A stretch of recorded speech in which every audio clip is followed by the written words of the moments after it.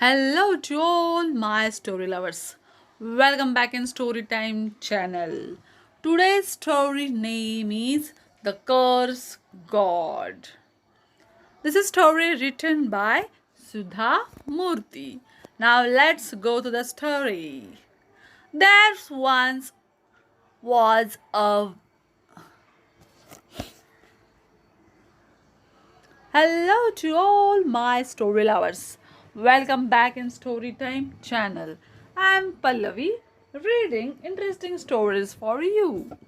Today's story name is The Curse God, written by great Sudha Murty. Now let's go to the story. There once was a sage named Mandavya who had taken a vow of silence.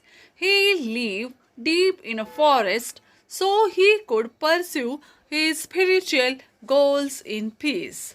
One day, four thieves, after looting the king's treasury, ran into Mandavya's ashram to hide from the royal soldiers, who were in hot pursuit. The king's soldier realized that the thieves were in the ashram, so approached Sage Mandavya, saying, "Sir, have you seen some thieves enter your home?" The sage, because of his woe, stayed silent. The soldiers began searching the entire ashram. Soon they found the thieves along with the loot and arrested them. Since Sage Mandavya remained calm and silent, the soldier mistook him as one of the thieves in disguise and detained him as well. The king of the land was so enraged by the robbery that he didn't order a proper investigation. Instead, he decreed these five men have part in great crime and must suffer the punishment of a crucifixion. The soldiers followed the king's order and crucified all five men. The four thieves died immediately, but sage Mandavya remained alive because of his yogic powers. When the king learnt of this, he realized what he had done and immediately went to the site of the crucifixion and fell at the sage's feet. "Please forgive me, I have made a grave mistake," the king said. Sage Mandavya, the kind and compassionate soul that he was, only blessed the grateful king. The king then took him to his royal physicians, who were able to remove all the nails from the sage's body except for one. So from that day onwards, Mandavya was called Ani Mandavya. Ani means small nail. That one nail caused immense pain to the sage. Unable to take the agony any more, he approached Yamraja, the lord of Dharma and death. "O Yamraja," said the sage, "why must I carry this pain? Tell me, how have I sinned to deserve this extreme suffering?" "You haven't done anything in this life," Yama replied. "But in your last birth, you torture butterflies by inserting twigs into their bodies.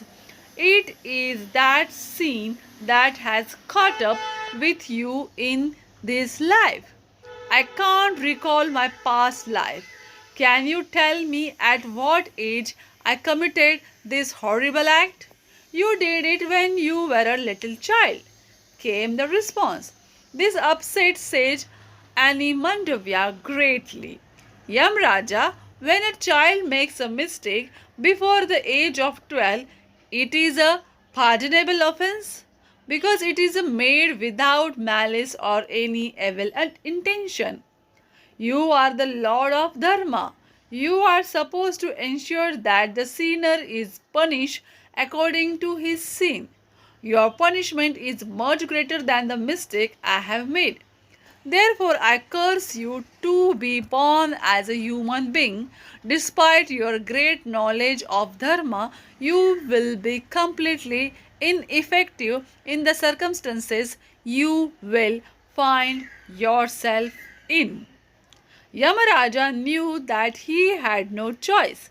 He would have to bring the curse to its fruition.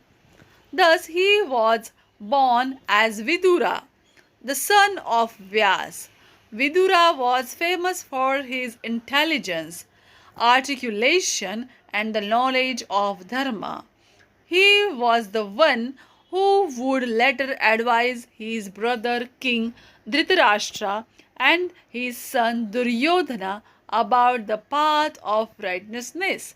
But they would ignore his advice, which would eventually lead to the Mahabharata war. This is the end of the story. Do you like it? Then comment it and subscribe my channel. Bye bye.